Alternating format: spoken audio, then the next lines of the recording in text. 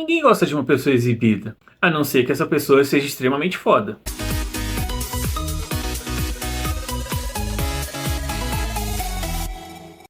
E aí pessoal, sejam muito bem-vindos ao Fandom Prime. No vídeo de hoje eu queria falar com vocês sobre o Pacificador, esse personagem da DC Comics que fez bastante sucesso nesses últimos anos, desde a estreia de O Esquadrão Suicida do James Gunn, mas que já existia nos quadrinhos há muitos anos. Mas antes da gente começar, não se esquece de se inscrever aqui no canal e curtir o vídeo, beleza? Então, no vídeo de hoje eu quero falar principalmente sobre o quadrinho Pacificador Perturbando a Paz. Publicação da editora Panini, né? Saiu em julho de 2022. Tem só 48 páginas, mas custou R$17,90.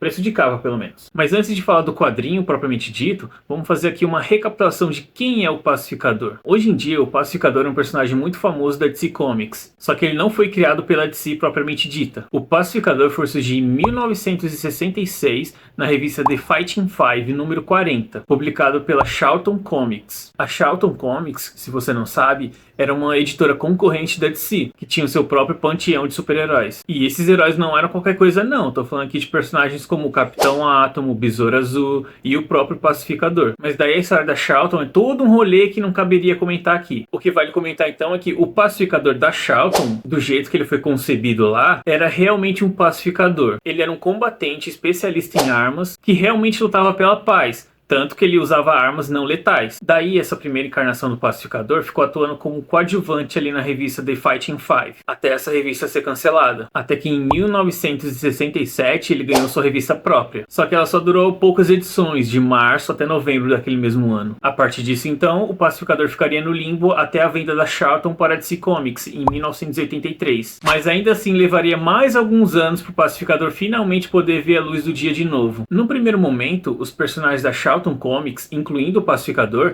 seriam introduzidos ao universo DC pelo escritor Alan Moore na sua vindoura série Watchmen. Pois é, Watchmen. Mas a série tinha ficado tão sombria e tão pesada que o pessoal da DC achou que ia ser um desperdício queimar os personagens da Charlton assim de primeira. Então eles só pediram pro Alan Moore trocar os personagens ou simplesmente não usar eles. Se você quiser ficar sabendo de outra traquinagem do Alan Moore, eu vou deixar aqui nos cards um vídeo que eu comentei sobre uma outra história do Alan Moore. Mas enfim, barrado dessa vez, o Pacificador então só viria a estrear oficialmente dentro do universo DC depois da crise nas Infinitas Terras. Então, em 1988, o Pacificador ganhou uma minissérie em 4 partes que introduzia o personagem dentro do universo regular da DC. E dessa vez o tom da história foi totalmente outro, sendo uma série explosiva, sangrenta e cheia de violência. Esse então primeiro Pacificador da DC foi a base que o James Gunn teve para fazer o seu Pacificador no Esquadrão Suicida. Essa primeira série do Pacificador pela DC saiu aqui no Brasil pela editora Abril, em DC Especial número 6, de maio de 1991, ou seja, uns 3 anos depois que saiu lá nos Estados Unidos. Só que como eu não tenho essa edição, infelizmente, e também não li ela, não vou muito me aprofundar e especular sobre ela. Só vou deixar registrado que eu queria muito ter essa edição. Ou que a Panini republicasse também, pra mim tanto faz. Na real eu ia preferir uma republicação mesmo, porque todo mundo sabe da fama que a Abril tem de ficar picotando as histórias. Picotando e fazendo adaptações bizarras. Enfim, depois dessa minissérie, o Pacificador não teve mais nenhuma história solo e só ficou fazendo aparições esporádicas pelo universo DC. Mas eu sei que o Pacificador chegou a ter certo destaque depois da crise final, quando ele ficou mentorando o novo Besouro Azul, né, o Jamie Hayes. Mas depois disso também, sumiço total. Nos 952 pelo menos, ele não fez nenhuma aparição que eu saiba. Até a gente chegar em 2021 e estrear o filme O Esquadrão Suicida, onde o James Gunn resolveu resgatar esse personagem esquecido e escalar nada mais nada menos do que o John Cena para interpretar o personagem. And his name is John Cena!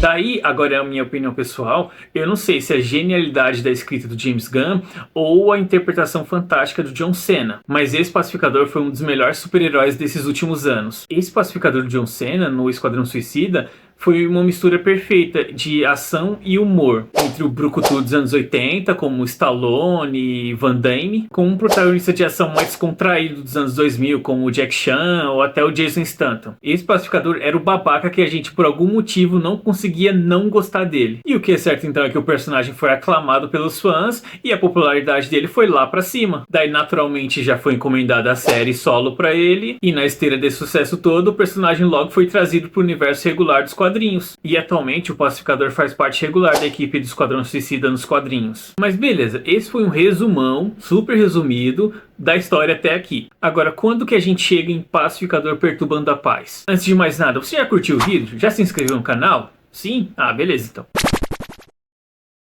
Enfim, como eu havia dito, o Pacificador estava no limbo há muitos anos, até que o James Gunn resolveu utilizar o personagem no seu filme do Esquadrão Suicida. Então, como o personagem ia ficar em evidência por causa dos filmes, a DC resolveu trazer o personagem de volta para os quadrinhos, com os eventos de Estado Futuro e Fronteira Infinita. A partir dessas duas sagas, o Pacificador então passou a integrar a equipe do Esquadrão Suicida, na série lançada em 2021. Mas esse retorno não estava antecipando o grande sucesso que o personagem ia fazer, e a empolgação do próprio John Cena por interpretar o personagem, que desde antes da estreia do filme O Esquadrão Suicida já dava entrevistas e saía publicamente vestido com os trajes do Pacificador, o que acabou aumentando o hype em cima do personagem. Daí, mesmo antes de estrear o filme do Esquadrão Suicida, o James Gunn já anunciou que ia fazer uma série solo pro personagem. E é claro que o pessoal dos quadrinhos ia precisar de algum material para surfar na onda dessa série. Só que até então o Pacificador não tinha ganhado uma nova série solo. Então, algum tempo antes de estrear a série do Pacificador no HBO Max, a DC anunciou que o Pacificador ia ganhar uma nova revista solo. Só que infelizmente não ia ser uma série, mas pelo menos ia contar com os roteiros do Garth Ennis, o grande Garth Ennis, que tem uma passagem aclamadíssima pelo Justiceiro e é nada mais nada menos do que o criador de Preacher. Então foi a partir disso que a gente ganhou o Pacificador perturbando a paz. Mas vamos lá, o Pacificador já tinha voltado pro universo DC dos quadrinhos, já ia fazer quase um ano, e o personagem estava bombando de popularidade mais do que nunca. Só que quando o personagem foi ganhar seu material para surfar na onda da série, a história acabou saindo pelo selo DC Black Label, que é o selo de publicações adultas da DC, que acabou substituindo a falecida Vertigo. Daí eu tenho dois pontos com essa questão aqui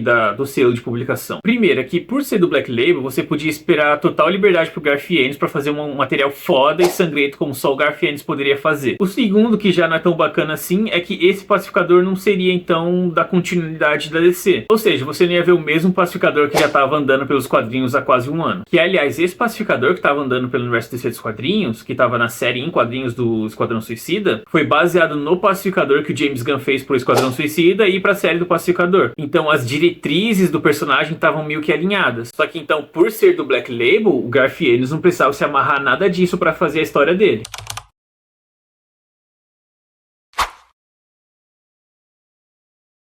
Então vamos lá, o que saiu dessa brincadeira então? A história desse quadrinho aqui, Pacificador perturbando a paz, vai girar em torno de uma conversa entre o Pacificador, né, o Christopher Smith, e uma psicóloga. Essa psicóloga foi incumbida de traçar um perfil psicológico do Pacificador para ver se ele estava apto ou não de integrar uma nova equipe de forças especiais do exército. Seria o Esquadrão Suicida? Bom, hashtag descubra. Então, a fim de traçar o perfil do Pacificador, eles vão aqui relembrar toda a vida do personagem, passando pelos principais acontecimentos da vida dele.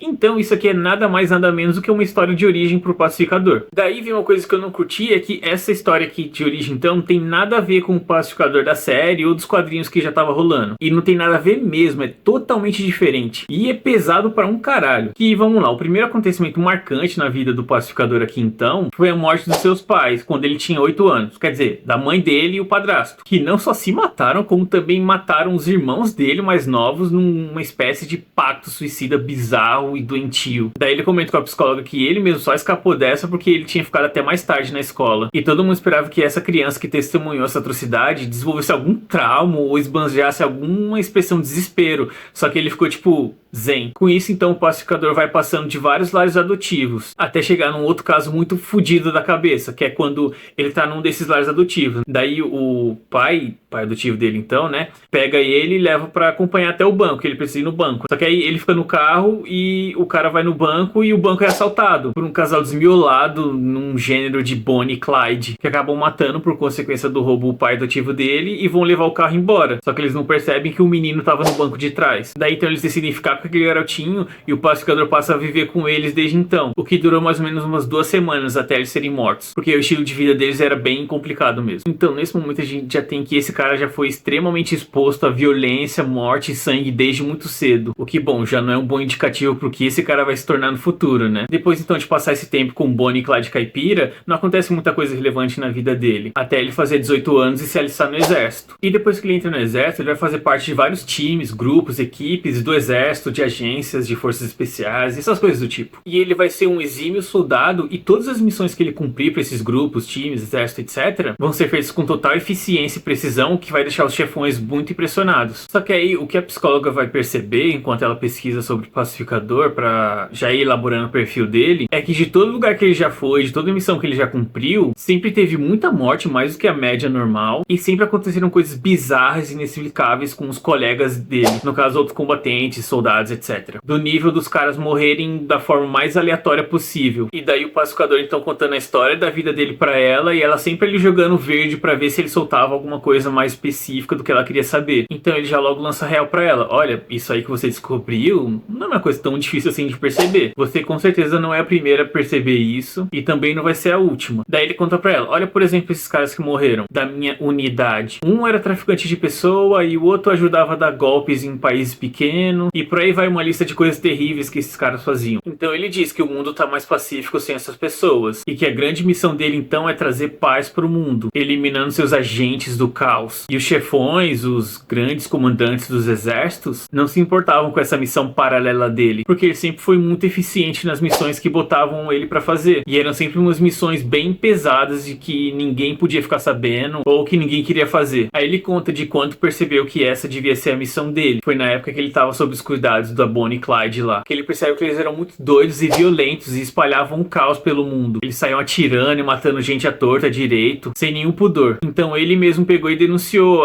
aquela Bonnie e Clyde pra polícia, mesmo que os dois nunca tivessem feito mal nenhum diretamente pra ele, sempre deixaram ele de boa e fazer o que ele quisesse. Daí a psicóloga pergunta então se esse é o momento que ele vai matar ela, e ele diz: não, você não é uma pessoa ruim, você não faz nenhum mal pro mundo, só é uma pessoa curiosa mesmo, e não tem nada de errado com isso. Então antes dele ir embora, ela pergunta: você realmente acredita nisso? Você acha que realmente deu paz pra essas pessoas? Aí ele fala: olha ao redor, no caso eles estão no cemitério, olha ao redor, você não acha que essas pessoas estão pacíficas agora? E é isso, sabe? Não é uma história muito longa, ela tem só 48 páginas, como eu disse. Mesmo sendo uma história curta, eu consegui me entreter com ela, apesar de não ser o que eu esperava. Se você gosta de história de ação, de violência, muito sangue, eu recomendo essa história pra você. Eu diria que é como um filme de ação dos anos 80, que nem o Demolidor, Sylvester Stallone, ou até o Rambo mesmo, só que muito mais violento e sangrento. Então, como eu disse, não é o que eu esperava, mas eu ainda assim dou uma nota 4 pra isso aqui, mesmo sendo excessivamente violento, o que não é necessariamente ruim, mas ele foi muito pesado em alguns pontos, então essa história não chega a ser pra todo mundo. E mesmo assim eu curti, e por isso eu fechei como um ótimo, então nota 4.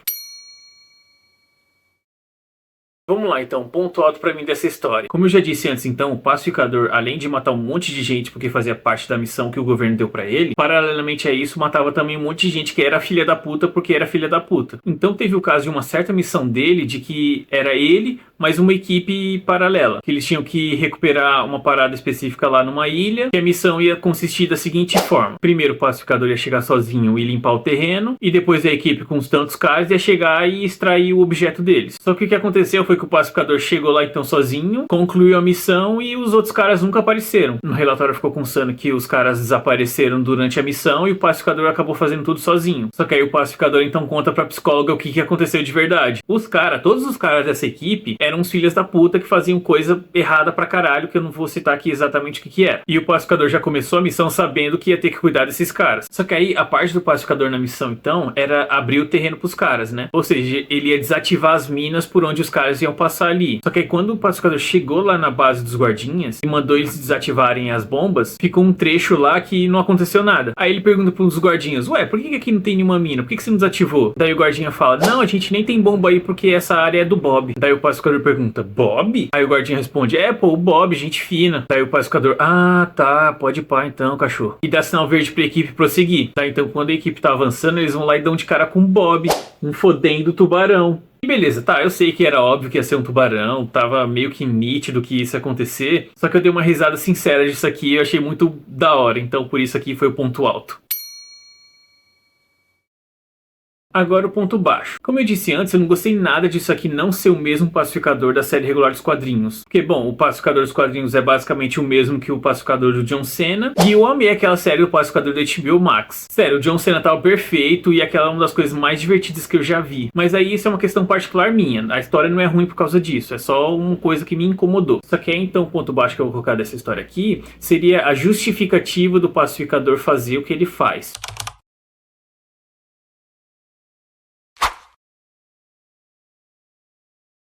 Ok, vamos lá. O pacificador normal, vamos chamar assim, diz que tudo que ele faz é pela paz. Então não importa quantas pessoas ele tenha que matar, se for pra manter a paz, ele vai fazer. Então beleza, doentio, mas beleza. Já que nesse quadrinho, eu acho que o Garth Ennis acabou se perdendo na paz do pacificador. Porque, vamos lá, as primeiras pessoas que ele matou, então, foi o casal lá, Bonnie e Clyde, que cuidaram dele por um tempo. Que a justificativa dele, então, foi que eles estavam dominados pelo caos e estavam espalhando esse caos pelo mundo, fazendo mal para as outras pessoas e tudo mais. Então, quando eles morreram, eles finalmente encontraram a paz. Daí ele segue contando, né, que os outros soldados das unidades dele também faziam mal pro mundo e ele deu paz para eles, paz que eles não encontrariam de outra forma. E então ele conta, né, que a inspiração para tudo isso veio da carta de suicídio dos pais dele. Que na carta eles contaram lá que a vida tava difícil, era muita traição, muitas dívidas, muitos problemas, não sei o que, e por isso eles preferiam morrer. Então, o que eu não curti, no caso, foi essa confusão de ideias em volta do que seria o tema principal do personagem. Porque assim, então ele tá dando paz para as pessoas matando elas, que no caso só morte traria paz, como faz o Thanos, não o Thanos dos cinemas, tá? O Thanos dos quadrinhos, que é infinitamente superior àquela porcaria dos cinemas. Ou no caso ele tá trazendo paz para as pessoas e pro mundo, acabando com as pessoas ruins, né? Porque no caso ele acabou matando muitas pessoas ruins. Ou será que seria a mistura dessas duas coisas? Ele tá trazendo paz pro mundo matando pessoas ruins e tá dando paz para essas pessoas ruins matando elas. Bom, você também pode argumentar comigo assim: não, seu bobo, ele é louco, nada vai fazer sentido mesmo. Não existe lógica por trás da mente de um psicopata assim. Mas aí tudo bem, então se você tá confortável com essa justificativa, então pra você beleza. Mas pra mim ficou confuso e não colou, por isso eu coloquei aqui como ponto baixo. Então é isso, pessoal, obrigado por assistir até aqui, espero que vocês tenham gostado. Não se esqueça de curtir o vídeo e se inscrever no canal também, isso ajuda bastante. Também pode comentar o que você achou dessa história, desse quadrinho, do pacificador, críticas, elogios, sugestões, fiquem à vontade. Beleza? E até a próxima!